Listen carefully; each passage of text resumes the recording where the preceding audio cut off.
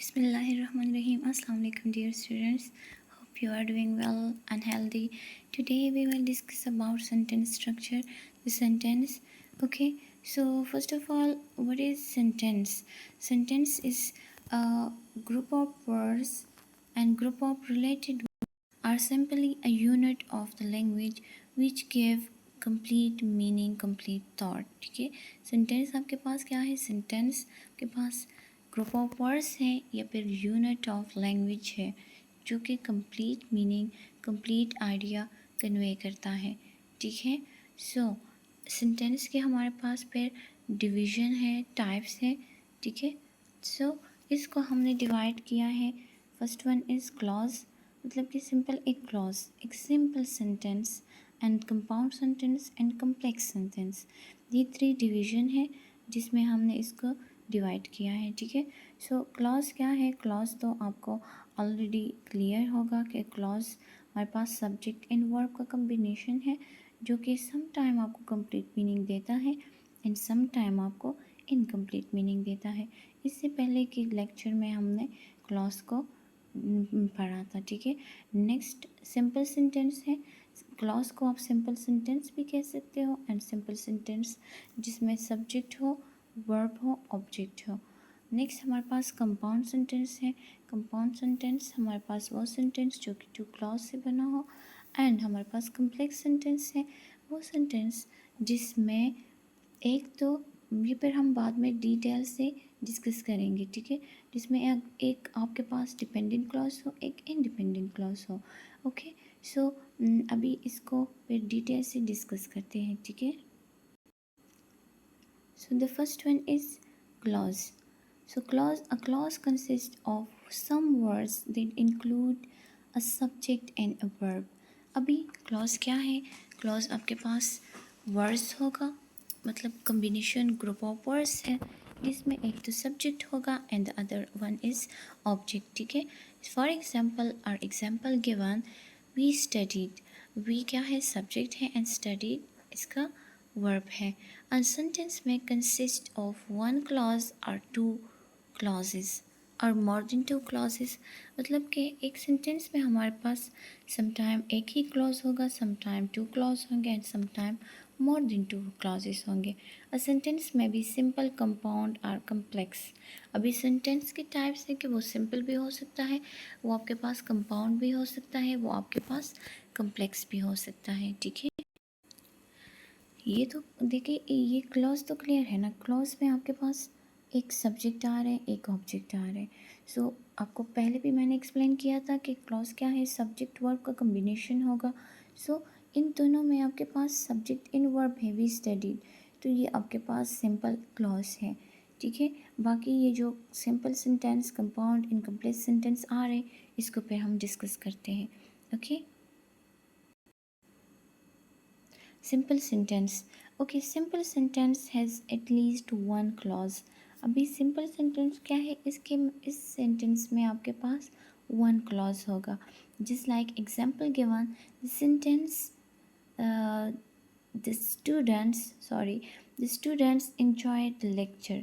students enjoyed the lecture. अब students enjoyed the lecture में आपके पास the student इसका सब्जेक्ट है, enjoy इसका वर्ब है.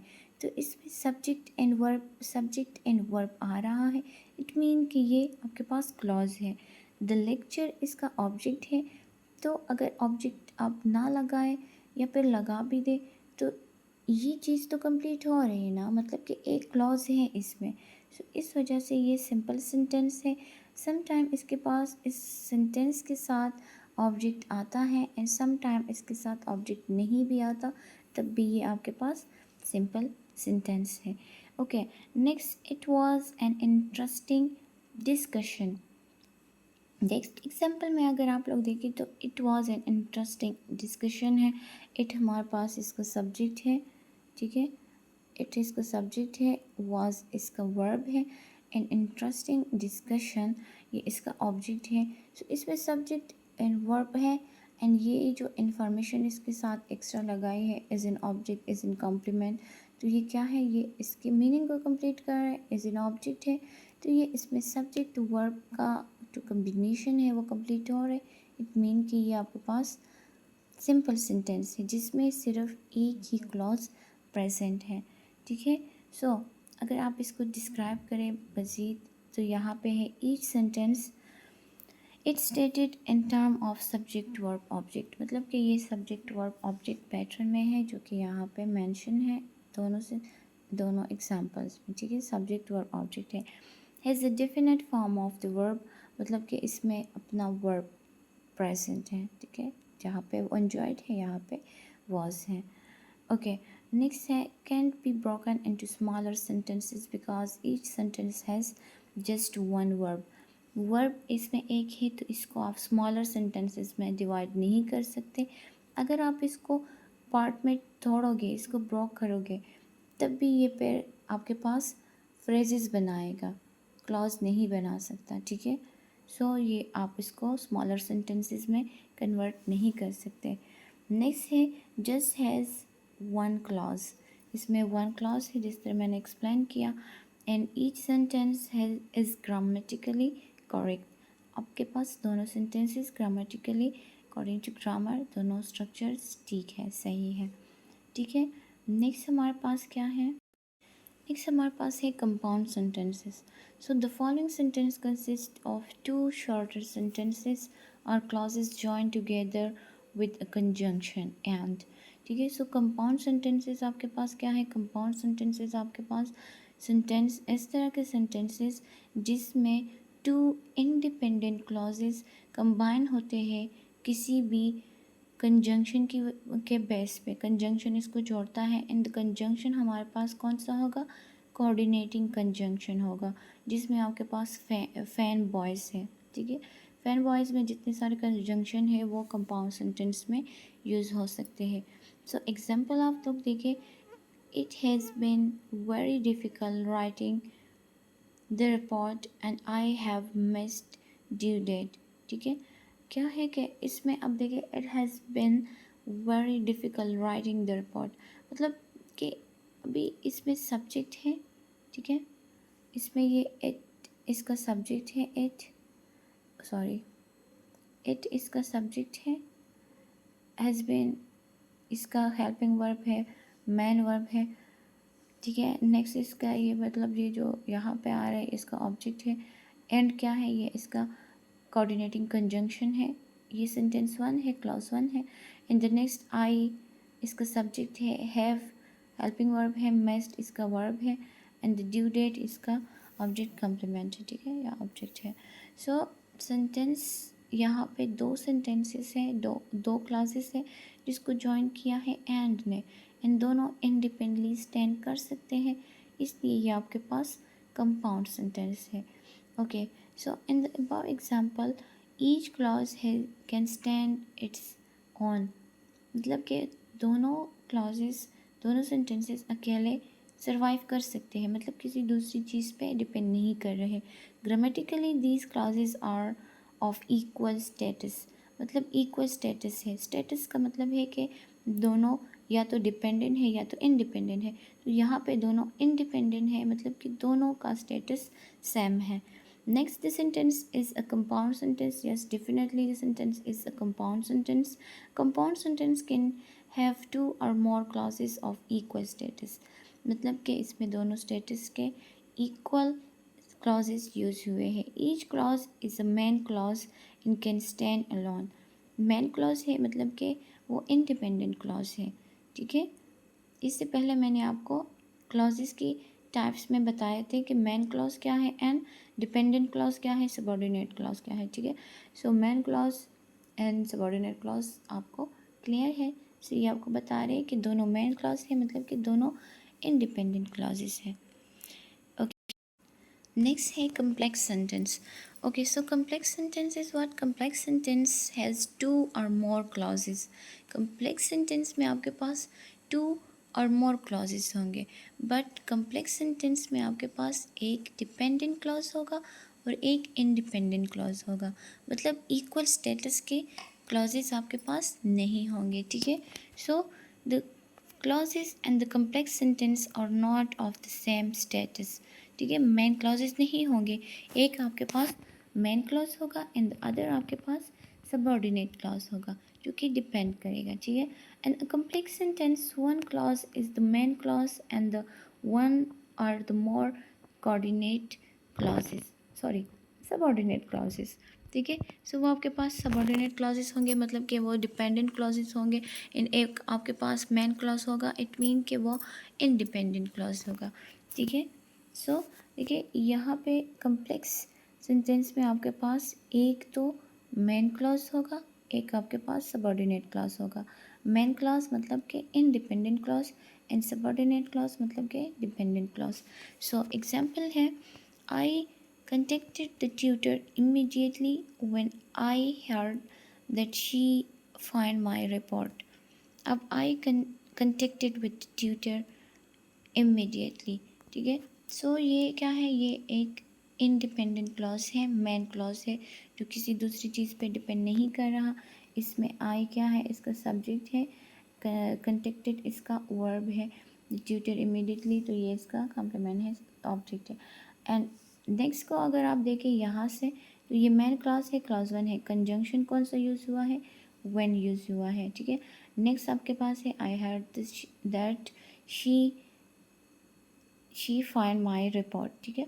सो ये सबऑर्डिनेट क्लॉज है, क्यों, क्योंकि यहाँ पे व्हेन इसको डिपेंड बना रहे हैं फर्स्ट पार्ट पे, तो ये आपके पास कम्प्लेक्स सेंटेंस है। कम्प्लेक्स सेंटेंस की दोनों कंडीशन पूरी हो रही है, मतलब कि एक मेन क्लॉज होगा, एक सबऑर्डिनेट क्लॉज होगा जिसको सबऑर्डिनेट कंजंक्शन ज्वाइन करेगा। Okay, so the main clause can stand alone and it is called independent clause. ये जो मेन क्लॉज है यहाँ पे ये वाला, ठीक है, ये आपके पास मेन क्लॉज है, या अकेले स्टैंड कर सकता है एंड इसको आप इंडिपेंडेंट क्लॉज भी कह सकते हैं। नेक्स्ट है, it is not depend on the subordinate clause which begin with the adverbial when, ठीक है। अभी ये डिपेंड नहीं कर रहा सबऑर्डिनेट क्लॉज पे। सबऑर्डिनेट क्लॉज आपके पास क्या है, जो व्हेन से स्टार्ट हुआ है, व्हेन से स्टार्ट हुआ है एंड यहाँ तक है, ठीक है। सो ये इस दूसरे पे डिपेंड नहीं कर रहा, इंडिपेंड है, अकेले स्टैंड कर सकता है, दैट्स व्हाई ये मेन क्लॉज है। नेक्स्ट इसके जो दूसरा पार्ट है, when I heard that she find my report, ये इसका डिपेंडेंट क्लॉज है एंड ये स्टैंड नहीं कर सकता। So clause two cannot stand alone, it is known as dependent clause। ये dependent clause है, ये stand नहीं कर सकता अकेला। यहाँ पे adverbial लिखा है when, तो ये आपको टाइम का बता रहे हैं, ठीक है, ये आपको टाइम का बता रहे हैं, इसलिए आपको when का यहाँ पे कंजंक्शन यूज़ हुआ है।